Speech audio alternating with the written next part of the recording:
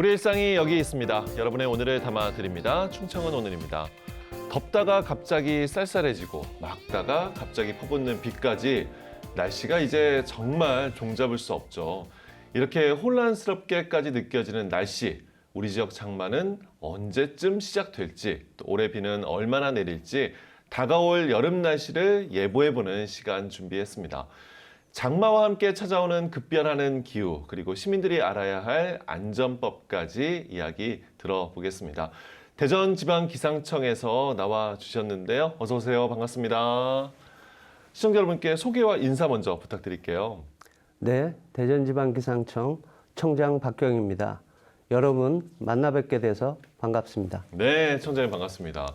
흔히 이제 장마라고 하면 여름철에 비가 많이 오는 기간을 얘기하는데 청장님 이 장마라는 게 정확히 무엇인지 말씀해 주신다면요. 예, 장마는 한자로 긴 장자와 비의 고어인 마자, 우축의 희응을 써서 장마라고 부르고요. 예. 길게 내리는 비를 의미합니다. 기상학적으로는 장마철에 차가운 공기와 따뜻한 공기가 만나서 정체전선이나 저기압, 기압골에 의해 내리는 비를 말하는데요. 네. 예전에는 장마가 비교적 길고 꾸준히 내리는 비였다면 요즘은 장마철 기간과 강수량의 변동성이 크고 그렇습니다. 집중호우가 증가하는 추세를 보이고 있습니다. 예. 4월 23일 발표된 기후 전망에 따르면 6월 강수량은 평년보다 대체로 많을 것으로 전망하고 있으며 7월 강수량은 평년과 비슷할 것으로 전망하고 있습니다. 여름철 강수량은 5월 23일 날 발표될 예정이니 네. 꼭 참고해 주시기 바랍니다. 그렇군요. 그런 워낙 들쭉날쭉한 날씨 때문에 이 시기가 장마다 하는 게 이제는 없어지는 것 아닌가 하는 생각마저 들기도 하는데 그래도 우리 지역의 장마가 평균적으로 언제 이제 시작을 해서 언제 끝이 나는지 대략적으로는 알 수는 있는 거겠죠. 물론입니다. 중부지방의 평균적인 장마 기간은 6월 25일 시작해서 7월 27일에 종료되어 약 한 달간 지속되곤 합니다. 네. 작년의 경우에는 평년보다 4일 앞선 4일 늦은 6월 29일 시작하여 1일 늦은 7월 27일에 종료되었습니다. 네. 작년엔 그랬군요. 그런데 이제 기억을 해보면 지난해 장마철 비가 정말 거셌고 피해도 많았습니다. 청장님 구체적으로 어떤 특징들이 있었는지 또 짚어주신다면요. 작년 장마철 강수량을 보면 574.1mm로 평년보다 63% 많은 비가 내렸고요. 많았군요. 예. 여름철 강수량의 80%로 1973년 이래로 세 번째로 많은 비율이었습니다. 네. 시간당 50mm 이상의 호우 발생 일수는 1973년에서 1982년 연평균 12일에서 2015년에서 2024년 연평균 26일로 약 2배 이상 증가하고 있습니다. 예. 기상학적 원인으로는 우리나라 남쪽에 북태평양 고기압으로부터 수증기가 유입되고 우리나라 북쪽에 찬 공기가 남하하면서 깊은 대류가 발달해서 예. 좁은 지역에 잦은 비가 내렸습니다. 네. 작년에 정말 많은 비가 말씀해 주신 것처럼 내렸었는데 이제는 기후 위기를 넘어 기후 재앙이다라는 말까지 할 정도. 우리 지역에서 예측되는 기후의 변화는 어떻게 좀 볼 수 있을까요? 최근에는 계절의 경계가 점점 흐려지고 날씨 변화가 훨씬 더 극단적으로 변하는 양상을 보이고 있습니다. 그렇습니다. 네. 지난 2월 이례적인 늦추위가 찾아왔고 4월에는 꽃샘 추위와 눈 그리고 단 3일 만에 기온이 크게 올라 그렇죠. 겨울과 맞아요. 여름이 네. 번갈아 왔다 갔다 하는 기후 변동이 우리 지역에 잦아지고 있습니다. 만약 지금처럼 온실가스가 많이 배출되게 된다면 21세기 후반에는 우리 지역은 연평균 강수량이 14% 증가하고 예. 호우 일수도 47% 증가할 걸로 전망하고 있습니다. 네. 기온의 경우는 현재 연평균 기온이 12.2도에서 21세기 후반에는 18.7도로 어. 6.5도 상승하고 폭염 일수는 11일에서 99일로 약 9배 정도 증가할 것으로 전망하고 있습니다. 기후 위기에 대응해 필요한 시기입니다. 따라서 도시 침수나 산사태, 농작물 피해, 그리고 폭염 관련 질환자 증가 등 위험 기상에 대한 대비가 중요합니다. 네. 총장님께서 말씀해 주신 그 수치만 들어도 21세기 후반에 그 우리 지역 뭐 기후 변화 그 예측 상당히 이제 충격적으로 들리는데요. 기온이 크게 오르고 폭염 일수도 지금보다 무려 뭐 9배 이상이나 늘어난다라고 하면, 그러니까 그 예측이 현실이 된다라고 하면 우리 일상에는 어떤 변화들이 생기는 걸까요? 앞서 말씀드렸다시피 폭염 관련 질환자의 숫자가 증가하고 예. 가뭄과 고온으로 주요 작물 수확량이 감소할 것으로 전망되며 강수량의 패턴 변화로 물 공급에도 변화가 있을 것으로 예상되고 있습니다. 냉방 수요가 급증하면서 그러겠죠. 전력 수요도 폭증하게 되고 에너지 공급 측면에서도 큰 문제가 발생할 수 있습니다. 네. 걱정이 되는데 앞서 이제 갑작스러운 국지성 호우도 많아졌다라고 해 주셨는데 이런 날씨에 기상청은 예보를 어떻게 준비를 하나요? 정확한 예보를 위해서는 세 가지 요소가 중요합니다. 예. 첫 번째는 관측 자료입니다. 기상청은 지상, 해상, 고층, 레이더, 위성 관측 자료를 생산하고 있습니다. 그 밖에도 지자체나 방재기관의 관측 자료를 이용해서 이를 표준화해서 공동으로 활용하는 노력을 하고 있습니다. 네네. 두 번째, 수치 모델입니다. 한국형 수치 모델을 독자 개발해서 운영하고 있는데요. 현재는 더 정교하게 개선하고 있습니다. 앞서 수집한 우리나라 관측 자료와 전 세계 관측 자료를 수집해서 수치 모델의 초기 입력 자료로 활용해서 기상청에서 운영하고 있는 슈퍼컴퓨터를 통해 예. 계산해서 앞으로의 예상 일기도를 산출하게 됩니다. 예. 정말 많은 마지막으로- 자료를 이제 모으고 있군요. 예. 예. 마지막으로는 예보관의 역량입니다. 네.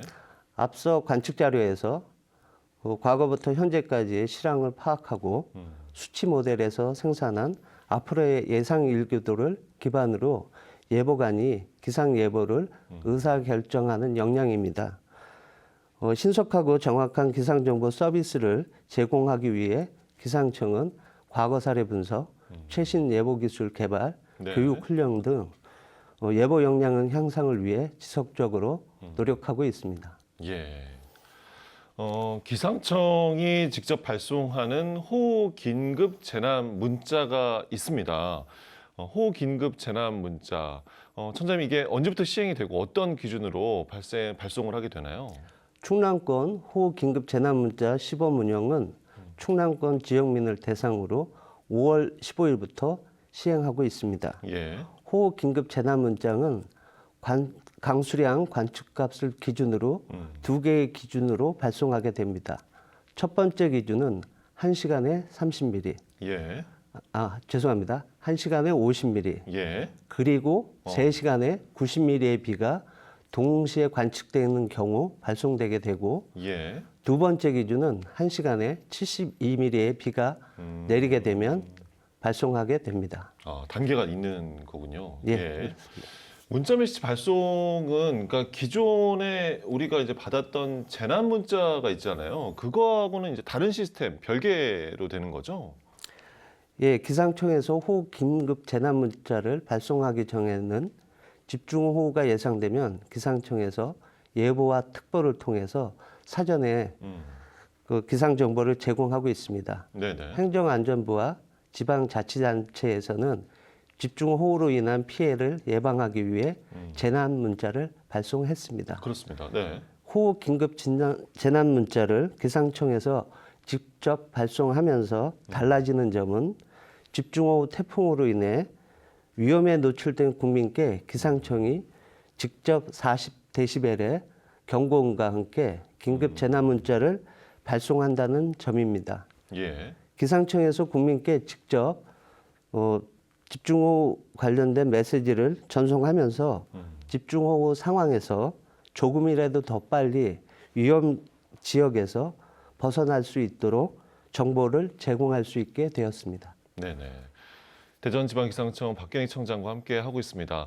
아마 많은 분들이 기억하실 겁니다. 지난해 폭우로 인해 논산에서 승강기 침수 사고로 안타깝게 사망자가 발생을 했었고 서천에서도 이 산사태로 사망자가 있었는데요. 청장님, 인명피해를 막기 위해 이 긴급 재난 문자 활용 정말 중요하게 활용할 수 있겠네요. 예, 기상청에서 예특보 운영을 활용하기 위해 과거 집중호우 사례를 복귀하여 분석하고 있습니다. 예. 인명피해 사례가 발생한 앞서 그 두 사례에 호우 긴급 재난 문자 발송 기준을 적용해 보면 예. 사고 접수 시각 약 20분 전에 호우 긴급 재난 문자를 통해 네. 위험 기상에 관한 정보를 제공할 수 있습니다. 네네. 집중호우로 위험 상황에 처하는 일이 발생하면 안 되겠지만 혹시 긴급 호우 재난 문자를 받으신다면 위험 지역에서 신속히 벗어나셔야겠습니다. 네. 문자 메시지 한 통으로 우리가 골든타임까지 확보할 수 있겠다. 이제 그런 생각이 들고요. 실제로 긴급 재난 문자로 해서 인명피해를 막은 사례가 있나요? 2023년부터 24년까지 호우 긴급 재난 문자 발송을 수도권, 전남, 경북을 세 지역에 운영하였고 예. 호우 긴급 재난 문자 발송 제도 개선을 위해 수신자분들을 대상으로 활용 사례를 조사하였습니다. 네. 경북 안동 사례의 경우 새벽에 긴급 호우 재난 문자 서비스를 경고음을 듣고 예. 그 산 밑에 홀로 지내시는 청각 장애인 아주머니와 함께 대피를 하였고 예. 전남 진도 사례의 경우에는 마을 이장님이 마을 주민들에게 상황을 알려 피해를 예방하였습니다. 네, 참 다행입니다. 자, 춘천 오늘 박경희 대전지방기상청장과 말씀 나누고 있는데요. 이제 대전, 세종, 충남 지역에서도 기상청이 직접 발송하는 호우 긴급 재난 문자 제도가 시행이 됩니다. 그렇다면 이 문자를 받았을 때 시민들이 취해야 할 즉각적인 행동들 어떤 것들이 있을까요? 호우 긴급 재난 문자를 받으셨다면 즉각 위험 지역으로부터 신속하게 안전한 곳으로 대피하셔야 합니다. 네. 지하 주차장, 지하 차도, 침수 도로, 하천 등 급류에 휘말릴 수 있는 지역에서 즉시 벗어나시고 예. 축대 등 붕괴 위험이 있는 곳에는 가까이 가지 말아야겠습니다. 이외에도 상황별 대응 요령을 호우 긴급 재난 문자와 날씨 누리에서 제공하고 있습니다. 네네. 그런 내용들도 참고를 하셔야 되는데 위험 지역에서 벗어나야 한다라고 하는데 그런데 막상 이제 비가 막 쏟아지고 그런 문자 메시지 받았는데 어디로 피해야 할지 닥치면 막막하지 않을까? 저도 그러지 않을까 하는 생각이 들거든요. 실제로 대피해야 할 장소나 경로를 어떻게 좀 판단을 해야 될까요? 기상청에서 발송하는 호우 긴급 재난 문자에 포함된 링크를 누르시면 현재 링크 계시는 제공이 곳에 되는군요. 네. 실시간 레이더 영상과 국민 행동 요령을 확인하실 수 있습니다. 네네. 국민 행동 요령은 태풍과 호우로 인한 위험 기상 상황 시 행동 요령과 침수, 그러니까 지하 공간에서 침수 시 행동 요령, 차량 이용 중 침수가 발생하는 경우 행동 요령이 포함되어 있습니다. 호우 긴급 재난 문자를 수신하는 경우 링크를 눌러 내용을 확인하시기 바랍니다. 예. 얼마나 이 당황스러운 순간일까요? 꼭 필요한 정보를 제공받을 수 있다라고 하니까 너무도 이제 또 다행으로 느껴집니다. 청장님, 끝으로 기상청의 또 예보관을 대표해서 시민들께 꼭 전하고 싶은 말씀 한 말씀 해주신다면요.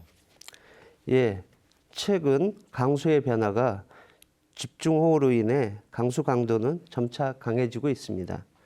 특히 2024년 여름철의 경우 서천과 부여에서 시간당 100mm 이상의 강한 강수가 내린 사례가 있습니다. 이번 여름철에도 극한적인 호우가 발생할 수 있으니 위험기상이 예상되는 경우에는 기상청의 최신의 기상 정보를 확인해 주시기 바랍니다. 또한 대전지방기상청에서는 대전, 세종, 충남권 지역민의 안전을 위해 기상예보, 특보, 네. 호우 긴급 재난 문자를 제공하는 업무를 수행하고 있습니다. 호우 긴급 재난 문자와 대응 요령을 참고하시어 집중호우로 인한 피해가 없도록 안전한 여름 보내시기 바랍니다. 네. 든든합니다. 앞으로도 시민들의 안전을 지켜주는 기상청이 되기를 애써주시고 저희도 함께 응원하겠습니다. 오늘 나와주셔서 고맙습니다. 충청 오늘이 전해드린 오늘의 소식 어떠셨나요? 장마라는 단어 속에 담긴 기후위기 그리고 그 속에서 우리의 안전을 지키기 위한 방법에 대한 이야기 만나봤는데요. 재난 상황에서 문자 하나로 생명을 지킬 수 있다면 그건 더 이상 단순한 안내문이 아닐 겁니다. 그리고 다가올 여름 장마를 앞두고 미리 안전 사항들은 꼭 점검해 주시면 좋겠습니다. 충청 오늘 앞으로도 우리 지역의 다양한 이야기들을 하루하루 담아 전해드릴게요. 저희는 다음 시간에 꼭 돌아오겠습니다. 고맙습니다.